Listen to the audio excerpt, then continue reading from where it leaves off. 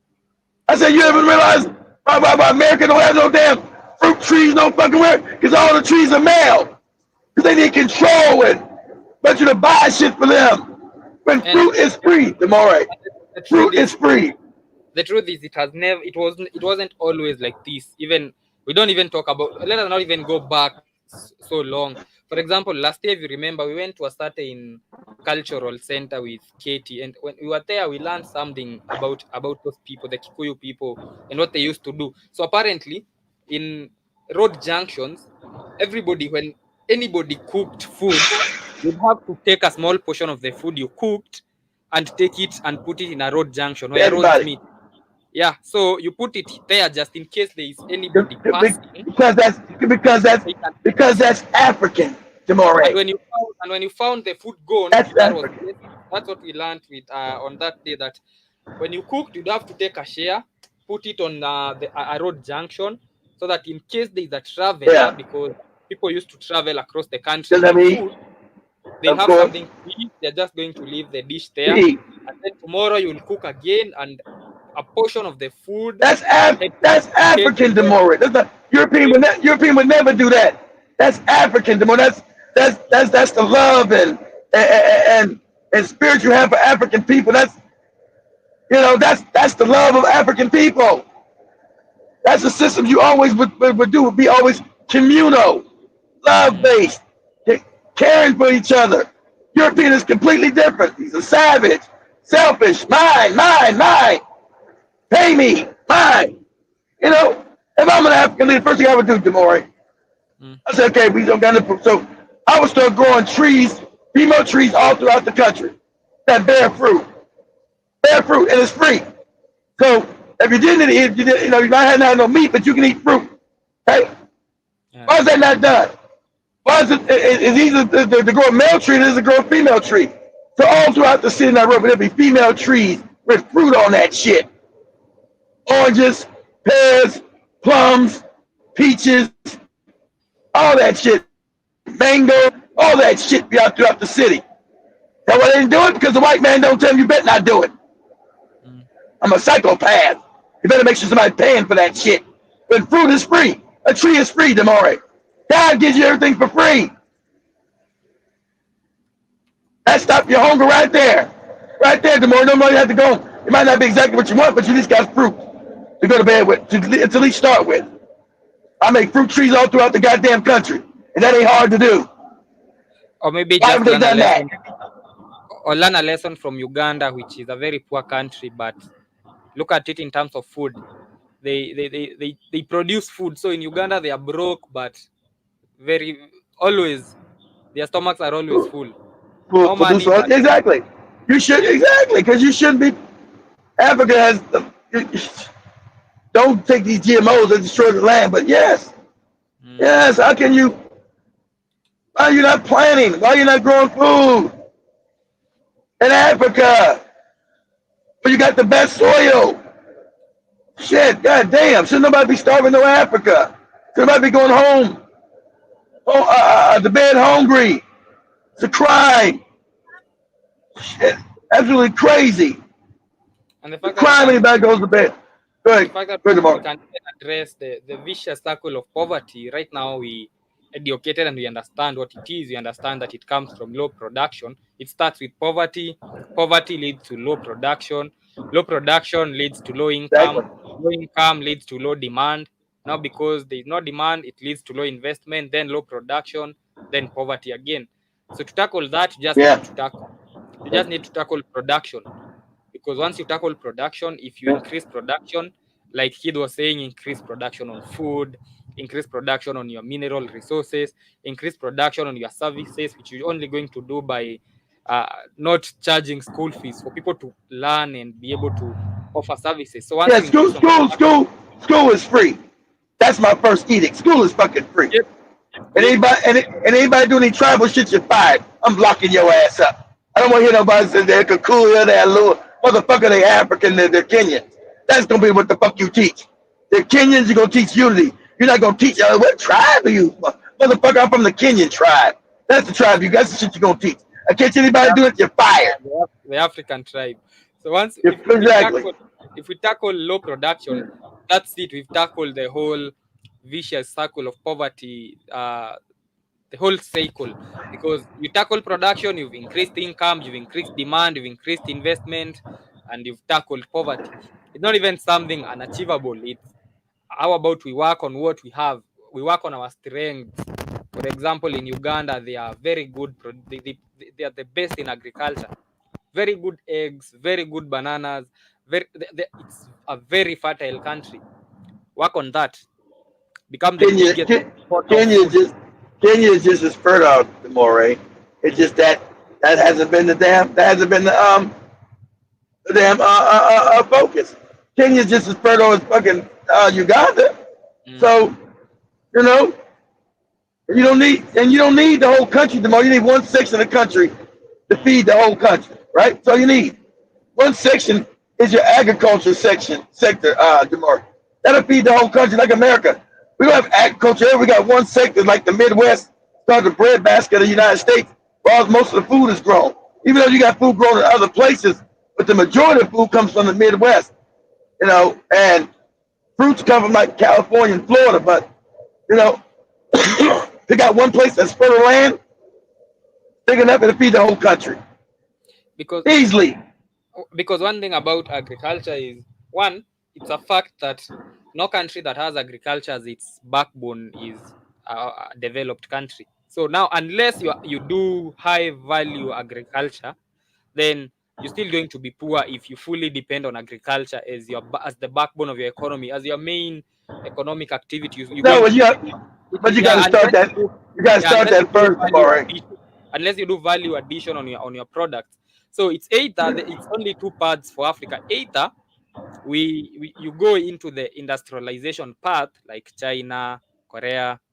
So you don't invest so much in agriculture, but you invest deeply in industrialization, and you make so much money that you can easily import food from other countries because you make enough money from your Fuck that. industries and from your Fuck that. You don't electronics. want to. You don't. Or, Fuck that. You don't want or to put no damn food. Fuck that. yeah, the second option is you fully invest in agriculture and make it high value agriculture. You add value to you do not export. If Because if you work on agriculture, then that means you will not be producing food to eat alone. Because if you produce food to eat, then your country is going to be messed up, because you'll be a very healthy country but poor. You talking about subsistence farming? Actually, Yeah, we not can't. because you talking about subsistence farming. But no, if everybody's Yeah. eating their minds right, and you have Mm, decent schools within mm, 20. I already told you tomorrow. Within 20 years, the children that were educated, highly educated, will change your society. mm. That all your inventions, all your things come from your youth, from your young. They don't want to think. They want to dream. They want to But have imagination. the problem with subsistence farming, kid, is what are you exporting as a country? I don't give a fuck about that. It's good No, to you have have that to. later. You have to, because you can't operate as an island. You still need to export things, because if you at the end of the day you need to import things. For you to farm, you need to import things. You'll need to import things, and if you don't export things and you are importing, then your country is Everyone, going to be messed up. everyone export things throughout Africa. You don't need the Europeans always. You don't need to learn to export things throughout Africa. Learn to have a. You don't need the European and the Chinese. Chinese Yeah, food yeah. is garbage. You don't need The, to Euro, you don't the need to export European food is in Africa, poison. but you still need to export something, because you are importing things. And if you don't export Of and just course. import, Yeah, then you talking you about the have a very trade. Yeah, fucked up the currency. trade balance. The Yeah, you trade have a balance will be very fucked messed up up. currency. Yeah, But that's what why I'm happens saying, that I Africans don't do wouldn't nothing advise. but import. Go ahead. Go ahead. That's why I wouldn't advise Africa to go into the subs from a business, an economic perspective. I wouldn't advise Africa to venture into subsistence farming unless maybe there is very high industrialization You going got on. to you got to start somewhere. So nobody be hungry, starving, going to bed anymore. Mm, You got to start somewhere. So if people are hungry, something's fucked up. So mhm. you can do non-subsistence farming. You can do enough farming where you sell your over produce Yeah, to the people inside your country. So grow more food than you need. That's not subsistence. You grow more food that the yes, country needs, and so they'll eat it. But no, but like I said, start that first, Mm. just to get this out of this damn, this poverty situation, this homegrown. Like I said, it doesn't make sense. I told you, all the trees in America, that shit right here are males. Why we don't got fruit trees everywhere? Because it's the white man. Why we don't got female trees that bear fruit? If you guys don't know, female trees, it brings life. So female trees are the ones that have pears, apples, oranges. All these trees out here don't got no fruit on them. Because the white man wants you to pay him. He's a psychopath. So if I'm in Africa, goddammit, I'm gonna make female trees my number one goddamn thing. I'm gonna go throughout the country planting orange trees, apple trees, all that shit, pears, bananas, all that shit for free. So just in case, you don't got enough food, you can just go eat some goddamn fruit for Yeah. free. That's common sense shit. All these trees walk around the world don't got no fruit on the shit. Because they're male, because the European is a psychopath. That's why. He wants to be paid for everything. I don't know. Make a system that's bred instead of fair and loving and caring.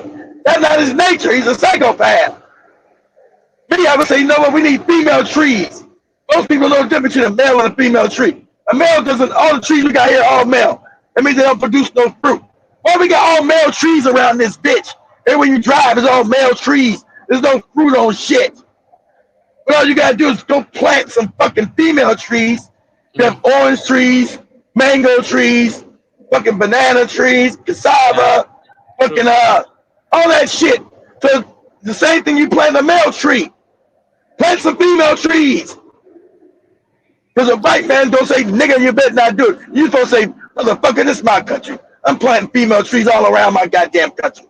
I'm planting orange trees, pear trees, apple trees, mango trees, all that shit. All these European countries, there's no goddamn fruit on no trees. There's no fruit on none of these fucking trees. Because they know what they're doing. They've done that on purpose. Mm. They didn't know all these trees wouldn't be male. All these trees don't fucking grow no fruit, no fucking where. Because they want you to pay them. They want a system of graft, a system of fucking craziness. Motherfucker, okay, I don't got enough farming yet. Okay, what I can do is grow trees. Yeah.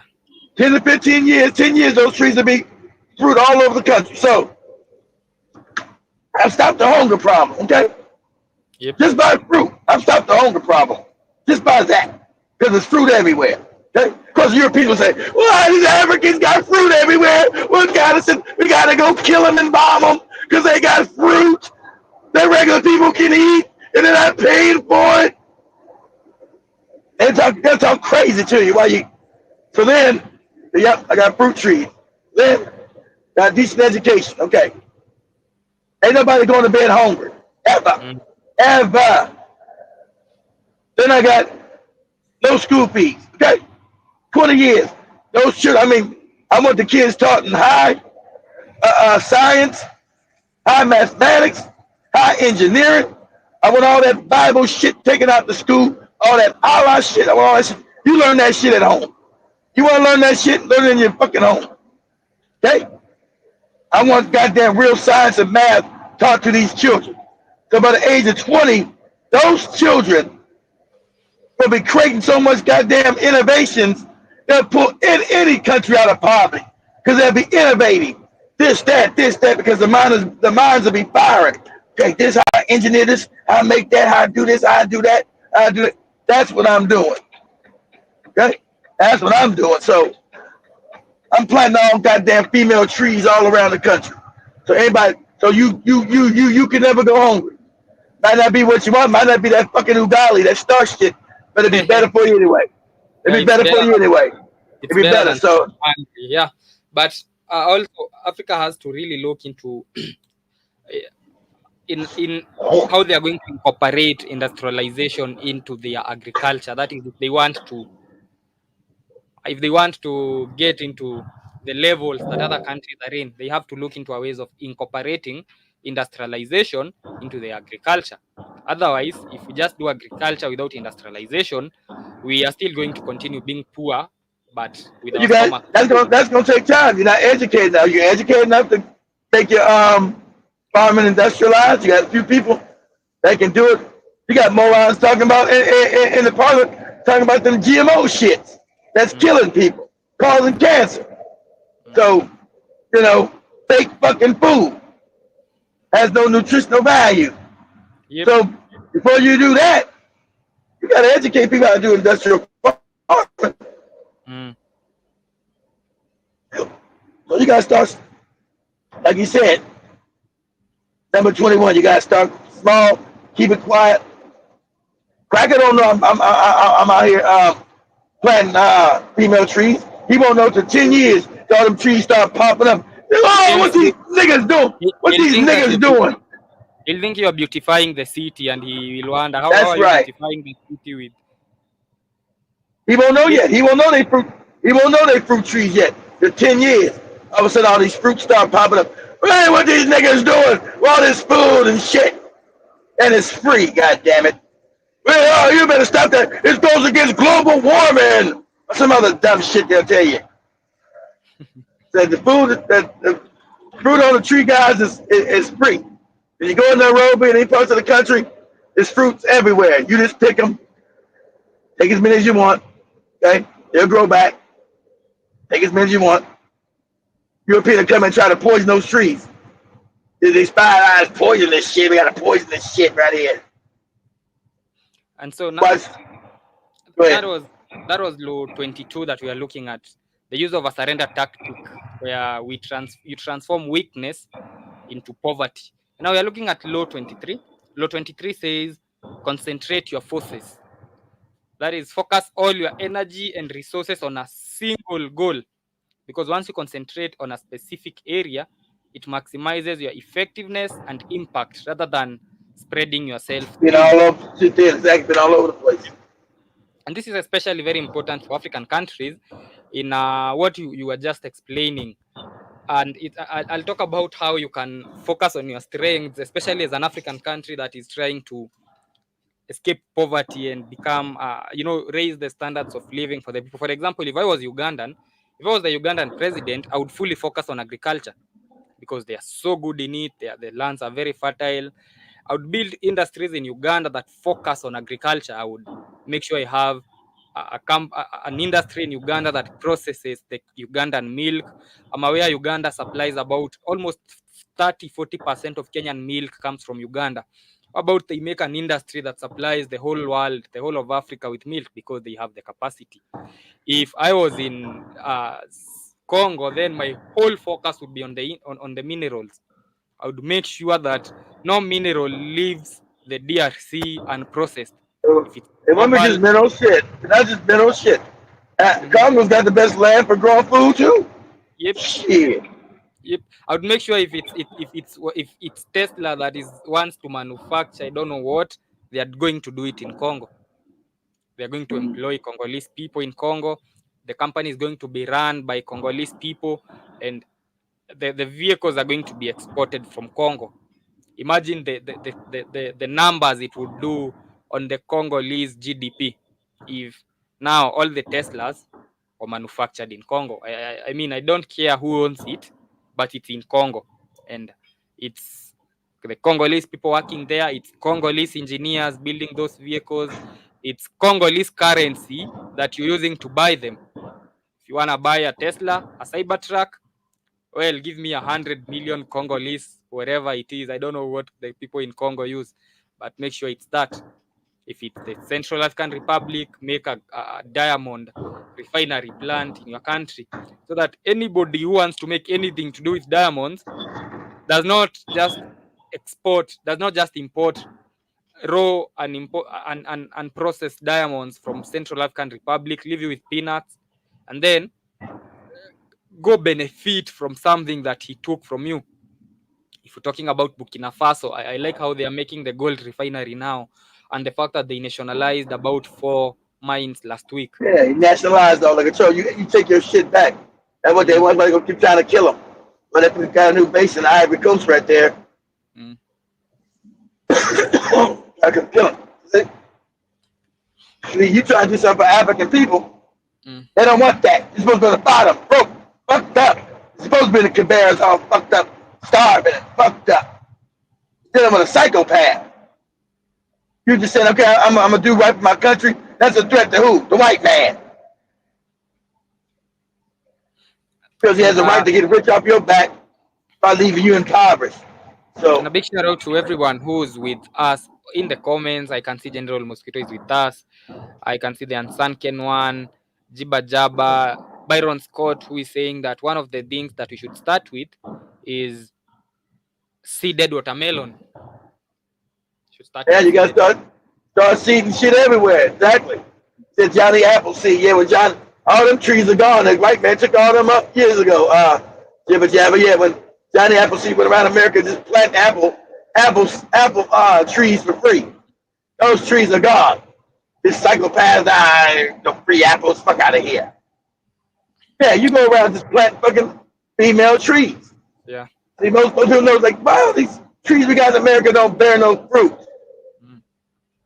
because they're male trees. Jiba Jaba is saying he Oh, has trees planted in the 50s that still produce to date. So that if you plant the trees now, it's going to benefit the African people for the next 50, 60 years. There's that's still going to right. be fruits and food for people to eat when it gets to us. And so nobody will have. That's easy. Hey, that's easy. That ain't nothing hard. You ain't gotta be no genius to go plant female trees all around Kenya. Go do that now. Why you ain't doing it? Because the white man told you better not do it, nigga. I want you motherfuckers impoverished, fucked up, starving, and fucked up. You understand that? That's what I want. You better do it. Common sense be like, okay, well let me go plant these trees. Common sense. Plant these trees in Ghana,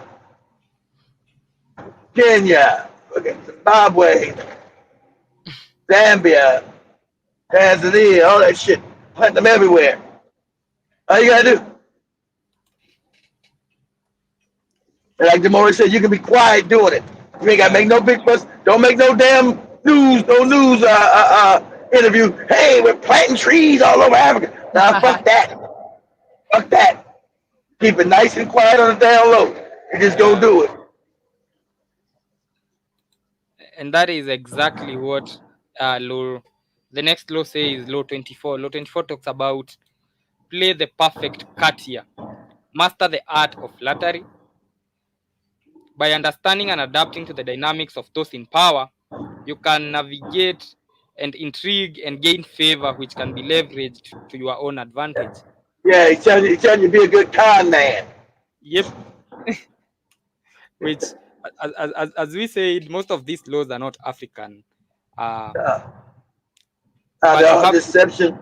You gotta maneuver because you got maneuver. That's the word. They the ones got power, and that's the word you got maneuvering now. That's correct. Yep, you have to learn law 21, which says you have to play the sucker to get the sucker. So you have to learn the laws in order for you to know how they operate, and which I've seen. It still takes me back to the likes of Nyerere, who mastered this art of flattery and charm and diplomacy, and they would look like they were with the white man, and now he didn't even concentrate on them as much, and deep down on the ground they were working things for their countries. And that is why you look at their countries, you compare them with, and it's just a matter of doing comparisons. You compare African politicians and leaders who mastered the laws of power and those who didn't master the laws of power. Don't look at the leaders, look at the countries and what has happened to the countries that Right, are and left. I think you're right. I think he had to do that too, because remember, through Tanzania was also putting freedom fighters in there to get the rest of Africa free. So how was he able to do that without the cracker coming in overthrowing his ass? Because remember, a lot of freedom fighters for Zimbabwe and Zambia and all that shit in the South were trained in Tanzania under Jules Nyerere. So shit, you're right. He was never called you're right. They never came out against him. You're right. He's supporting terrorists. He mastered flattery, he mastered charm. So he always looked like he was bootlicking them like the others. But I remember telling you I didn't like how he used to sit on the fence, because he used to sit on the fence. But now I understand he was a very True leader. True. student, a very good student of Robert Greene's, and a very true leader. Because as I said, if you want to understand the difference between African leaders who followed the laws of power and those who didn't, you just need to look at the countries. For example, compare DRC and Tanzania. Compare the GDP of the two. You're going to True. see the difference in. Let me actually do that. The GDP of Tanzania and the GDP of Congo. The GDP of Tanzania is not doing Congo, so well. It's 75 and billion, Congo, and but I know Congo is the much, much Congolese one is richer. worse. Yeah. Yep, the Congolese one is 60 billion. You compare the GDP of Kenya and that of Congo also, and you're going to see the same thing. And considering the fact, so it's law 24 is a very important law also, where you have to sometimes master flattery, and What's Kenya like? 125 billion? Kenyan is 100 plus. Okay. It's 113. Okay. Yeah, but the Ugandan one is messed up. It's lower than the Congolese one. It's at God damn. it's 45 billion. The Ugandan. God damn. This motherfucker been power 40 years. And it ain't. God damn. This is the 70, boy. Shit. God damn. Yeah. Crazy. So that is law 24, where you have to try and build relationships, but at the end of the day, you know what you're using. You're using it as a tactic. Law 25 talks about recreate yourself. It talks about take control of your own identity and constantly evolve. Reinventing yourself allows you to adapt to changing circumstances, maintaining relevance, and avoid being confined by others' perceptions, by the perception of others. That is, recreating yourself every now and then, and adapting to change, and reinventing yourself. And Yes. Stay fluid. Don't yep, be don't don't be always goddamn be so rigid. yeah, don't Stay be too fluid. rigid. In as much as you Yeah. sometimes question things here and there, you have to question things and know, why am I changing from this to this. Sometimes adapting and getting going into better ways of doing things is advisable. I mean, you still don't have to use a jembe to farm. You can get a tractor to do that. You know, Yeah. you still don't have to. There is modern ways of treating diseases. There is modern surgery. We still don't have to. You know, we have to also not stay in the dark. Recreate ourselves every now and then. The other one is law True. 26. Says keep your hands clean. Avoid being directly associated with controversial or unethical actions. Delegate difficult tasks to others while maintaining a facade of virtue. I mean, you don't even have to look further to see how this happens. It happens. They fully employ the 48 laws of power. Look at what the US is doing in Haiti with the Kenyan police. Exactly. Use just Keep your right. hands Use the clean. Kenyans to do it. Exactly. Delegate a difficult task to others while maintaining a facade of virtue and preserving your reputation and shielding yourself from backlash. Anything happens, Exactly. it wasn't me. If the Kenyan police start shooting civilians, the US had nothing to do with it. I mean, That's right. It's the Kenyans. I ain't gonna do with that. Take it's these the Kenyans. Take the Kenyans to the court of justice and prosecute their ass. yeah, the, the same thing that is happening in Sahel right now, where now they are sponsoring terrorist groups to destabilize Mali. Mali has been the worst, the one that has been affected the most. In Burkina Faso, also they killed 100 people last week. They killed 31 in Mali. And so it's not us; it's the terrorist groups, it's the jihadists that are killing your civilians. Exactly. Uh, Why these misuse. jihadists just run around just killing motherfuckers for what? Why? Shit, crazy. That's Yeah. exactly right. That's them doing it. Make all these fake terrorists. Oh, then they come in with the fake. Oh, we help you with the terrorists. Motherfucker, you are the terrorists. You the ones funding their ass. Where they getting the money from? Anybody got no job? Get out of here. Yeah, but it's not us. I mean, it's the jihadists. So you Exactly. can't choose on us. Exactly. It's right. It's the jihadists. It's the In jihadists. It's the jihadists. And somebody was asking. I don't know who was asking. What is the highest GDP in Africa? It was General Mosquito was asking which country in Africa has the it's highest. Nigeria. It's South Africa right now. Nigeria. Is it that? Oh, it is. Well, Yeah, used to be Nigeria, but okay. No, it goes back and forth from Nigeria to South Africa. So South Africa is now okay. it has South Africa has 373 billion. It's not even doing that good itself, but it's the highest. Now It it has used to be. There 373 billion. what's Nigeria? I thought Nigeria was 400 billion. What's Nigeria? Let me see. I don't think Nigeria are doing that well. Those Jollof brothers. Let me look at what their GDP is. Used to be 400 billion. So South Africa's is the highest at the moment. I'm trying to look at the list. Nigeria is at 252 billion right now. Okay. Wow, they went way down. Shit. So the top 10 highest GDPs in Africa is South Africa with 373 billion. That is the highest. That is even in itself is low, but it's the highest. So in short, what that means is we don't have a single first world country in Africa. You can't be a first world country with 373 billion GDP. You No, can't be but a they used to developed be. country. South Africa used to be a first world country. Right now I know it's a middle income country. Yeah. 373 billion is a middle income country. It can't be a developed Yeah. country or a first world. The second one is Egypt with 347. Then we go to Algeria with 266. Then comes Nigeria with 252 billion. Then Ethiopia with 205 billion. Then Morocco with 152 billion. Then Kenya with 104 billion. Then Angola with 92 billion. So the only country with a GDP of higher than 100 are 7. Only Damn. 7 countries in Africa have a GDP of higher than 100 billion. And don't think 100 billion is a big GDP. It's still poor. It's Nah. actually third world. Four. Yeah, it's Yeah. third Four. world. Yeah, 100 billion is third world. And only 7 countries have a GDP of higher than 100. Because now the likes of Angola, Tanzania, Ghana has a GDP of 75 billion. Like damn. DRC has a GDP of 73. Then comes Uganda with 56. Countries like Senegal have a GDP of 35 billion. God damn. You broke as shit.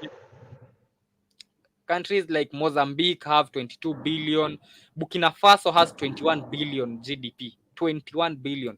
There are people, there are individuals richer than Burkina Faso. That's right. Yep. Mali with 21 billion. Botswana 21.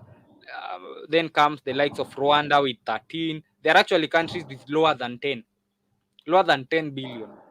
Countries Damn. like Togo, South Sudan, Eswatini, Liberia, those ones have lower than 10. And actually, there are countries with a lower GDP than 5 billion. Damn. Sierra Leone has 4. Djibouti has 4 billion. Burundi has 3 billion. Damn. The richest country, one of the richest countries in Africa, the biggest producer of diamonds, has a GDP About of 2 one. billion. Central African Republic has a GDP of 2 Oh. billion with Yeah. its They don't. diamonds. 2 Yeah, well, billion. they diamonds. They don't get nothing from their diamonds. So everybody else makes money off their diamonds. That's the whole part with Africa.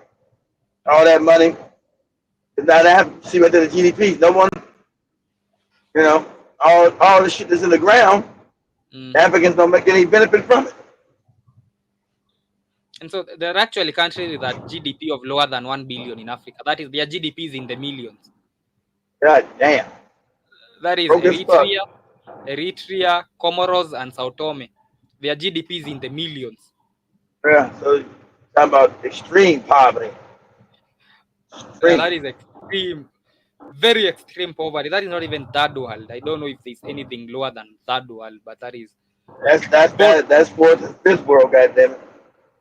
Yep, because you look at the highest GDPs in the world, and you compare that with the fact that there are countries with a GDP of lower than a billion, when there's a country like the United States that has its GDP in trillions, China has its GDP in trillions, Japan has its GDP in trillions, and Germany also has its GDP in trillions. There are countries with its GDP uh, up there in trillions. That is, you look at their export value on to their, for example, the US has a GDP of 28.78 trillion USD. Even India has a GDP of 3.94 trillion. India. A country like Brazil has 2.33 trillion. But we in Africa, there are still countries with their GDP in millions. It's lower than a billion. So that's how messed up some African economies are. Most of them, if you only have 7 countries with a GDP of higher than 100 million, which is still poor, then we really have a long way to go, a very long way to go before we get to where we want to be. And we go to law 27, which is another law that they have applied so deeply in Africa, is play on people's need to believe and create a cult-like following. Exploit people's desires for faith and belief by creating a compelling narrative or vision. When people are drawn to your cause or persona, they are more likely to follow you blindly and support your endeavors. Law 27 says, play on people's needs to believe and create a cult-like following. So it talks about how you should exploit people's desire for faith and belief. And Jiba Jaba is saying Trump has mastered law 27, where you exploit. I don't know if Yeah, Jiba Jaba is exploit yeah, the stupid. That's all that yeah, religious shit. create Damn. create a cult-like following. Give people hope, sell hope, get into the business of selling hope, because Yeah. that's I think that is the best performing business in the world.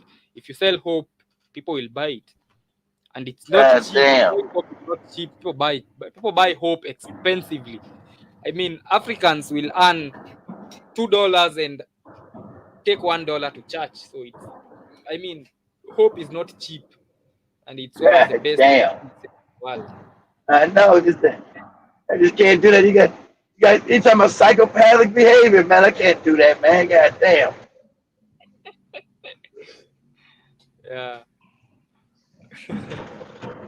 Yeah, Jiva is giving examples of people who mastered the art of playing on people's need to believe and creating cult-like followings with Obama and the magical Negroes, and Trump with his Yeah, fight Obama. philosophies. Yep. That's true. And That's true.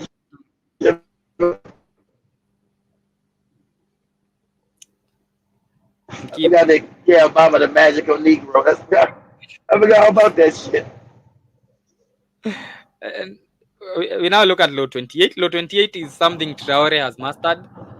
Traore, the Burkinabe president. Law 28 talks about enter action with boldness. Act decisively and Yeah. confidently, because bold actions intimidate and dazzle. They signal that you are in control. Hesitation or doubt can undermine your position and invite challenges. Look like somebody who knows what you're doing, even if you don't. Just don't let them know that you don't know what you're doing. Lie God confidently damn. if you have to. They're saying lie confidently if you have to. A lie told in confidence, people will buy a lie told in confidence than a truth told in doubt. And I believe that, having watched African politics for a while, I mean, if you lie to people confidently, they buy it. But if I tell them the truth with doubts, they will not. Yeah, that's Yep. true. So learn how to enter into action with boldness.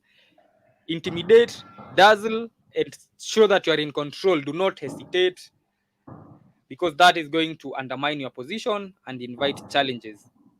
Jiba Jaba says, fake it till you make it. And I came to know that when you fake it till you make it, in most cases, you are actually manifesting whatever you're faking. So you end up, whatever situation that you end up faking, there's a very high That's possibility right. that You become, you you're going become to that. actualize it. Yep, That's right. there's a very, very high possibility if you fake something, it's going to be. I mean, if you don't have a car and you're always telling people you're driving, you are in a matatu, and you tell people, I'll call you when I'm done driving. You're communicating with your subconscious mind. Yeah, and your subconscious mind thinks you're driving, and now it has to devise a way to make you drive, because you're always talking about driving when you don't have a car, you don't even have a driving license. So you'll end up driving at the end of the day. So the fake it till you make it, I came to realize that it's a law of the universe, that whatever you say you are, because you are always manifesting things, and the subconscious mind does not have the capability to distinguish between a lie and a truth. And you keep repeating it to you're repeating that to your subconscious, it picks that, and it will now have to figure out a way to make you, and it will keep feeding you ideas. You'll be sleeping like this, an idea to make money comes in. And it's the same, it's how when you for example want to buy a red car, and you've decided, I'm going to buy a red car. So when you are out there driving, you're going to notice so many red cars, and you're going to wonder, how come now everybody has a red car, has a red Mazda? I wanted a red Mazda, but now everybody has a red Mazda. But the fact is, it's not that the red Mazdas have increased. They have always been there, but you didn't used to, you couldn't see them before, because there's so much being fed onto you, and it's more like a filter. You hadn't activated that red Mazda filter. So now you all of a sudden you're noticing red Mazdas everywhere, because you have it already in your mind. And so the fake it till you make it, I came to know it's a universal principle. The same way when you want to get something and you repeat that to your subconscious over and over again, it works. So enter action with boldness. Doesn't matter whether you know what you're doing. Do not hesitate or doubt. Look like somebody who knows what's up, even though you don't know what's up. Law 29 says plan all the way to the end. Anticipate potential obstacles and devise strategies to address them.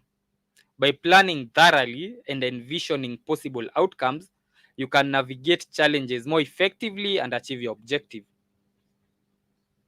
If you're planning something, we had, there was that time when we had the Kenyan demos that have stalled for a moment. Then if you look at why they have stalled, we're going to look at law 29, because we never planned all the way to the end. We just went to we just lived that moment. We just experienced moments. We didn't know, for example, and I said this on the show, and I had a very big argument with Kamlesh, I remember, because I wasn't for the Ruto must go slogan, because I would always ask, Ruto must go, then what? What happens when he goes? Do we have the military take over? Do we have his deputy take over? Do we have a civilian take over? What happens next when he leaves? You know, and people didn't want that conversation. They wanted just Ruto must go, he must go. We agree, in as much as I'm not arguing with that, but then what happens next? Then after that, next, what happens next? What are we looking into after he's gone? What next? Do you have do we have the military taking over? Do we have his deputy? What next? And now, because we never planned all the way to the end, we lived moments.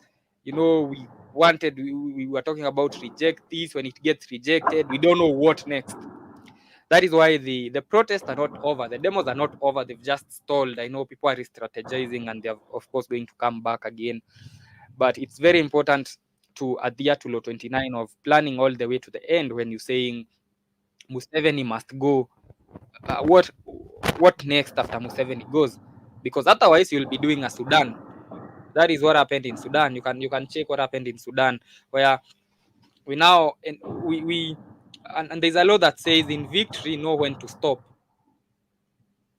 Not give up, but to stop. When you've achieved something, you stop, go back, re-strategize, attack again. Not just going over and over. And you look at, for example, the freedom fighters we had in Kenya, the Mau Mau. They used to have caves in the Mount Kenya and in the Abadeas. Yeah. Attack, go back to the caves, re-strategize, attack. They used to call it the guerrilla warfare. You attack, you go back. You don't just attack, and because you've won, you continue attacking again, and you've won, you attack again, and now you reach a point where you don't even know what you're doing. You just living the moments, because in victory, the most dangerous thing in victory is not knowing when to stop. So you end up surpassing your mark and going up and up and up, and the same way is the same way you're going to go down. So law 29, plan all the way to the end. Law 30 says make your accomplishments seem effortless. Conceal the effort and the struggles behind your success. Nobody cares about how many hours you didn't sleep. Nobody cares about the meetings you had overnight. People just They want to don't. see you. Yeah, people just, it's See either you won or results. you didn't win. Did you win or did you lose? Exactly. It's one of the two. Whether nobody cares how many hours you didn't sleep or how many the efforts you put in. So and again, the thing with this power is by presenting your achievements as effortless, you enhance your image. People think you got it in you. You know, they think you him. Because if you start talking about how much you struggle to get something, then you appear vulnerable. People start seeing your weaknesses. So law 30, make your accomplishments seem effortless. Law 31, control the opinions. Control the options, sorry. Get others to play with the cards you deal. Frame choices in a way that benefits you by controlling the options available to others. This is another law that they've mastered well. And I'm going to give an example on how Law 31 operates in Africa. And I'm going to give the example in matters loans. So Law 31 says control the options. I mean, give people cards, but whatever cards they choose is to your benefit. You already knew the outcome of every card. So in Africa, they Exactly. play this card in this way. For example, one thing they do is they are going to, when they are giving you loans, they are going to express doubts in your ability to repay. They're going to tell you, we don't see how you're going to repay this loan, brother. You have a GDP of 10 billion. How are you going to repay us this loan? And so one, they make you look like the weaker one on the table. Then the next thing they do is now they make you choose if you want a loan, you'll have to sign an asset to back the loan, because they've already shown they don't have confidence in you repaying. So now Central African Republic signs its gold, its diamond mines as security. 10 years later, Central African Republic will not be able to repay the loan because we gave you a loan higher than your 5 years revenue collection. So how are you going to repay that? And now I again call you and give you two options. So I tell you it's either I take the mines that you signed as security, or I give you another loan that you can use to pay me. The choice is yours. I'm not forcing you to do anything. Just go and decide what you want. And so whatever choice you pick is to their benefit. I mean, if you pick to have the gold, the diamond mines gone, well, it's beneficial to them. If you pick to get another loan to repay them, then that just buys you 5 years and more interest. Now, 5 years later, they're going to call you and give you the same options again. So now you look like you have a choice, really, but you don't. It's the same thing that they do with these devices that we use, the electronic devices. We are talking about the digital footprint yesterday. They're going to say, I don't know, allow Google to access your microphone, and you say deny, and you think you've Yeah. denied. Think now you've denied it access to microphone, and yet when I say hey Siri, it's gonna respond, but I denied. What did it use to hear me say hey Siri? The camera. So that is law 31 of controlling the options, getting others to play with the cards you deal, make them feel like they have a choice, but they don't really have a choice. A law that they've mastered really well. Law 32, play to people's fantasies. Appeal to people's dreams and desires. By catering to their fantasies, you can captivate and influence them, often gaining their support or royalty in the process. Yeah, so you play to people's fantasies, and that is a political card that politicians use every now and then. They tell you how now going henceforth you'll not be able, you'll not, the school will be free. Of course, that's everybody's dream in Africa to have schools for free.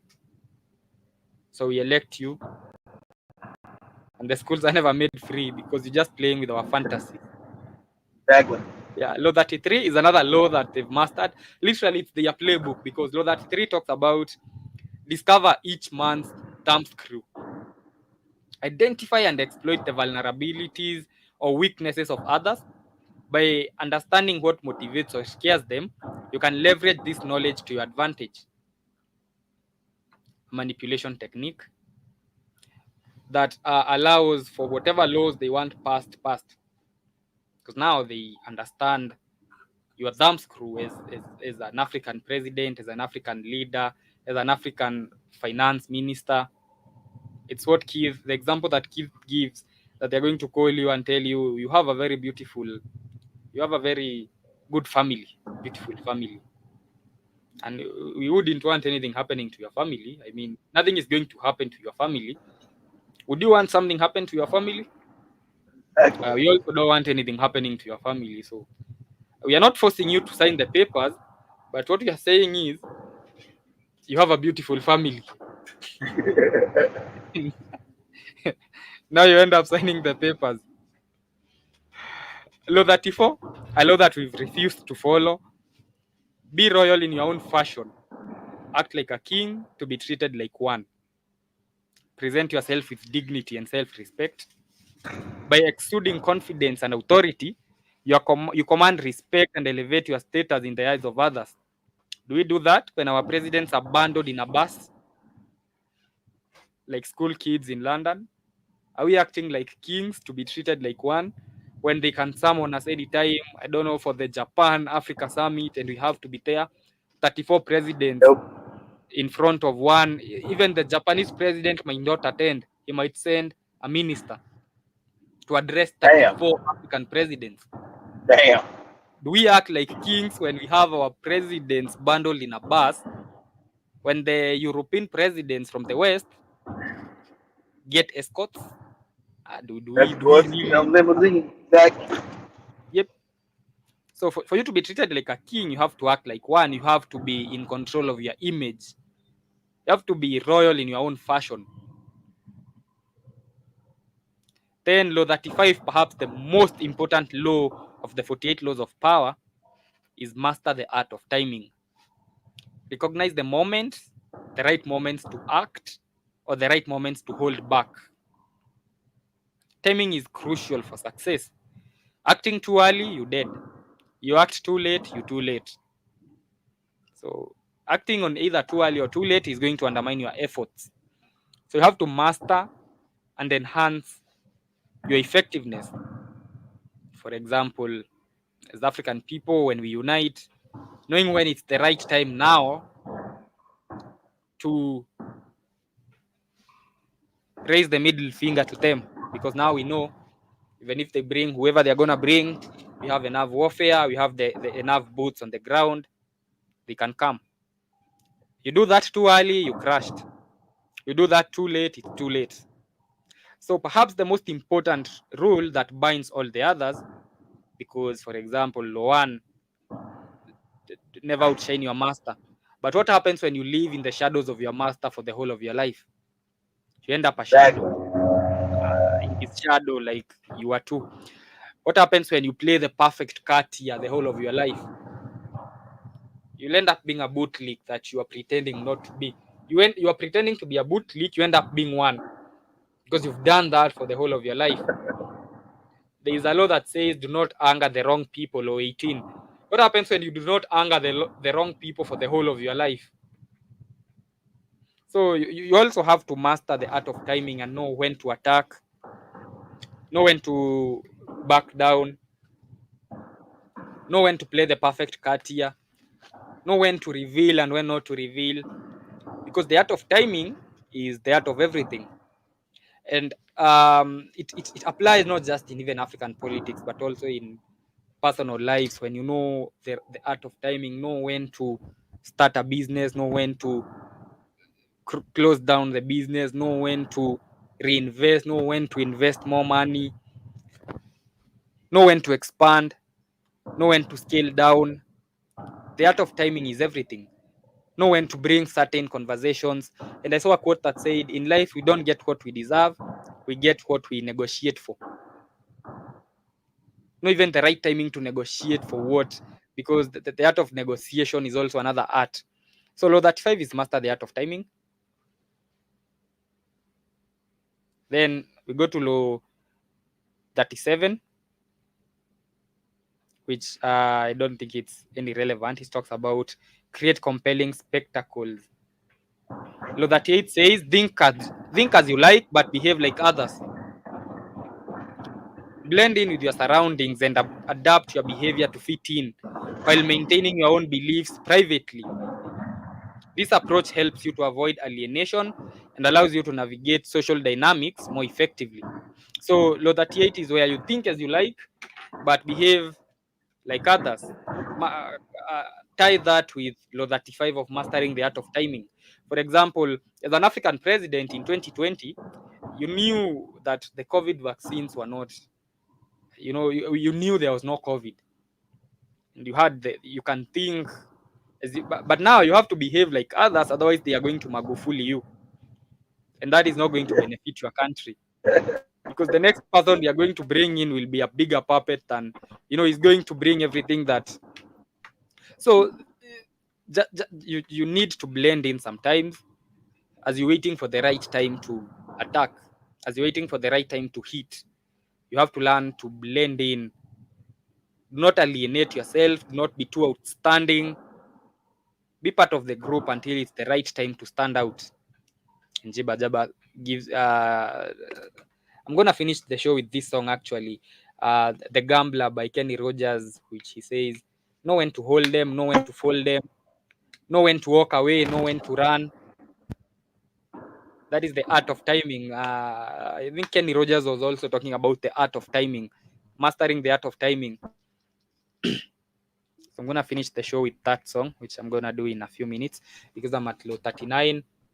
Law 39 says, stir up waters to catch fish.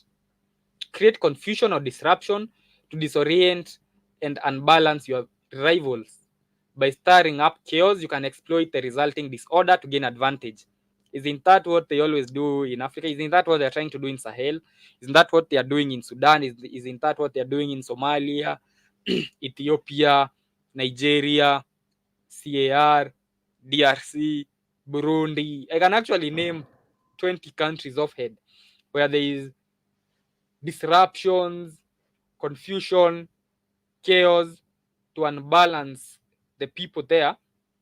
And as the chaos are going on, as the disorientation is happening, you use that resulting disorder to gain an advantage. Because now people are more worried about dying than what is happening. So I don't think there is anybody in DRC right now concerned about the minerals there. I mean, not when you had 3 neighbors shot last night. You're thinking about how you're going to see tomorrow rather than the cobalt in your country, because what use is the cobalt when you're dead? So Got that shit right. in the disorder, it's so easy for now them to gain advantage of the chaos. Sudan, nobody Yeah. knows anything about the Sudanese oil. People are more concerned about seeing tomorrow. That is law 39. Law 40, I've talked about this on another occasion, is a law that African countries have refused. They had this law and they said, we are never going to follow that. We do not do that here. Law 40 talks about despise the free lunch.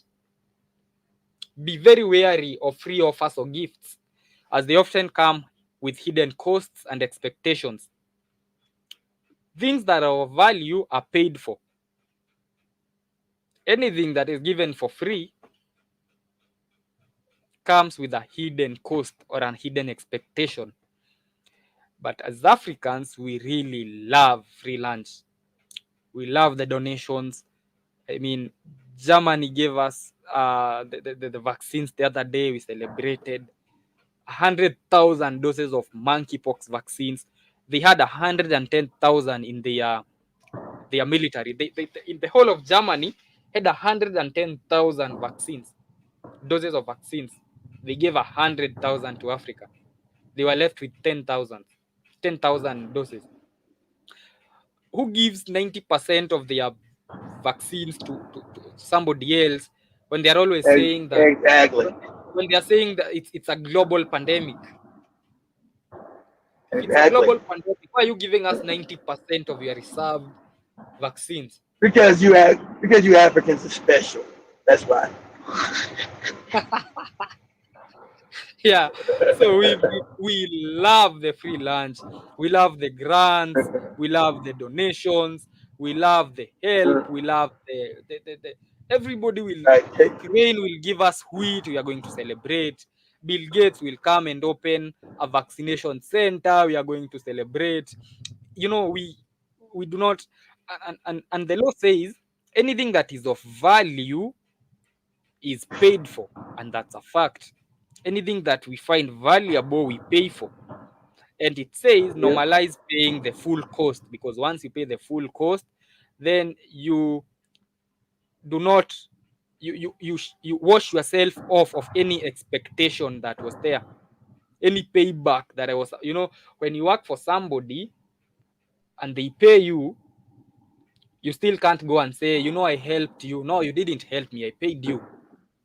But if you work for me for free, I can always come back and say, I stood with you when you had nothing. I helped you, brother.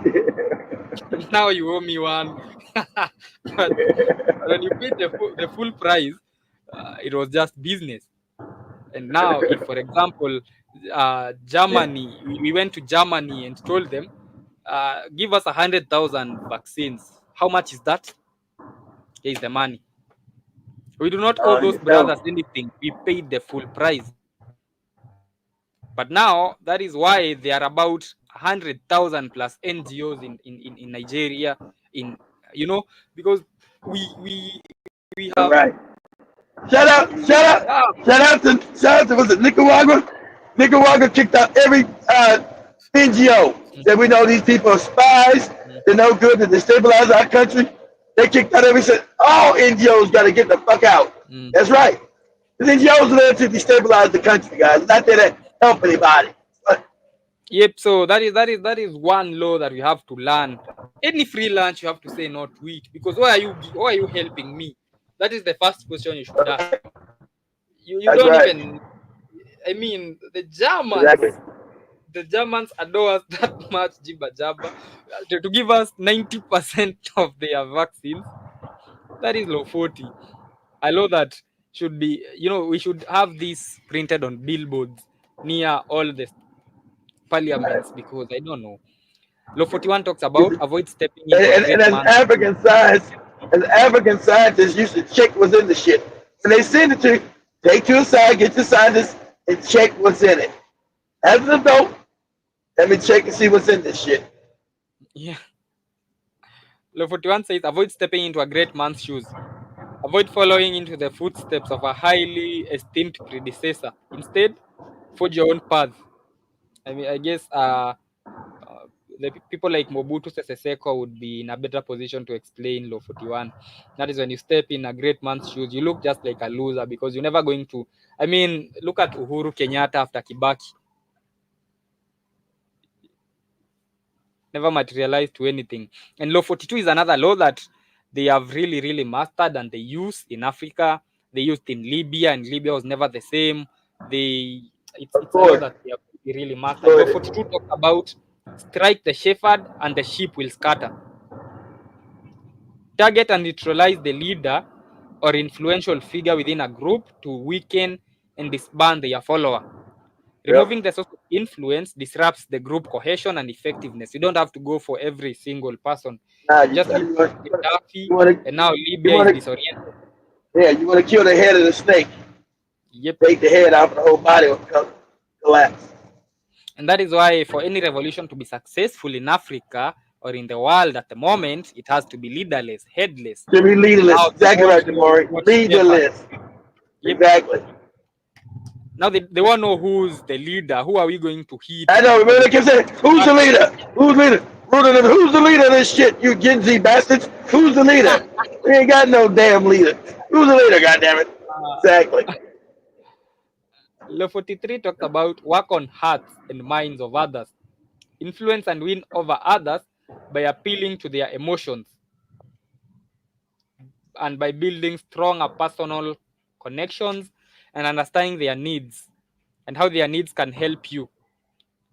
So that is working, trying to appeal deeply into emotions so that you can be able to win over others. I mean, if you want to get into Africa, you just need to venture into the poverty porn industry. We have to see you drilling 100 wells in Africa, and I don't know, playing gold. And now you have won over our hearts, and now we Right. think They we missed the think it's beast. Jesus who came back earlier as a YouTuber. Yeah, you missed the beast. Never mind that all your people are pedophiles with you. You missed the beast. Never mind your whole staff has been caught out as pedophiles. Shit. Never mind that.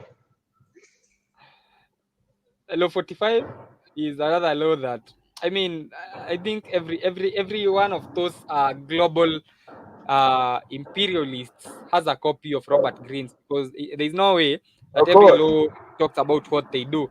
It says preach the need for change, but never reform too much. Right. Advocate for change, but don't change yourself. Yeah. Yep. Tell them about how we need to end the disparity between third world countries and first world countries. We need to have better loan offers. We need to reduce the interest rates, then add them. That doesn't Double change. the rate. Exactly right. Yeah.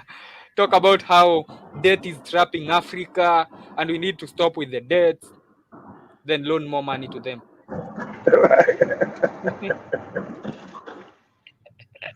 Yeah, is it not what they do?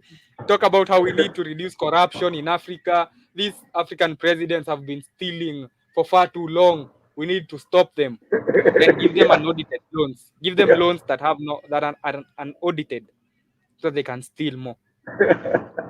Yeah, preach the need for change, but never change yourself. Law 46. Njiva Joy is talking about Kamala, who said, "My values haven't changed, just my position." Yeah.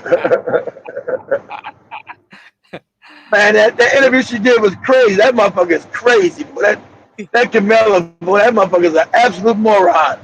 That's why they wanted to do no interview. That motherfucker is a blathering idiot. Mm. That shit crazy. Law 46. Never appear too perfect. Avoid being perceived as flawless, as it can breed envy and resentment. Once in a while, display Yeah, minor they hate flaws you. or vulnerabilities to make you appear more relatable and less threatening. Oh, human. Yep. Right. Law 47 is the one that I talked about when I was talking about master the art of timing. It is a law that we should also really look into because it's a very powerful law of power. Do not go past the mark you aimed for. In victory, learn when to stop. Know when to stop and avoid overreaching. Pushing beyond your initial goal or achieving too much can lead to backlash or downfall. Yep. Our ancestors never knew about grains, but they knew about never go past your mark. That is why most African countries gained independence through the guerrilla warfare. They would attack, then Yeah. attack, then retreat. And when they retreat, they would go re-strategize. And when they re-strategize, they would attack again. But now the problem is you don't know when to stop. And the problem is when you don't know when to stop, you are probably going to fail because you don't even have a You're mark. gonna fail. You never Yeah. planned to the end. Law 48, assume formlessness. Adapt and be flexible in your approach. Avoid rigid strategies or identities. as they can That's become it. liability. Exactly. Be Remain fluid. fluid. Yep, that is the last law of power, and that is how we are done with the 48 laws of power by Robert Greens. And I think my favorite law that I have made a principle is law 48. Assume formlessness. Remain fluid. That was Robert Greens. Exactly. And as we come to the end, HR the messenger is in the building, and of course he has a very special guest today, a certain lady. You can watch him later to get a glimpse of that particular artist. And Jiba Jaba is saying, I like the book review. Maybe do more for us. We are going to do, if Kid is going to join me next Saturday, we're going to do Sun Tzu, The Art of War, next week, and see what we can learn from the same as African people. So I don't know which is your favorite law of the 48 laws of power. Which one is your principal law, Keith? The 48 laws. I don't have no favorite demoric, so Which one is your I think it's like, principal? I don't have none. I think it's all psychopathic. So No, some of them are good laws. Like law 48 is a good one, Keith. Come on. still good. It's still good to live by because we live in a place where these Europeans are psychopaths. But yeah, I think all of them are good.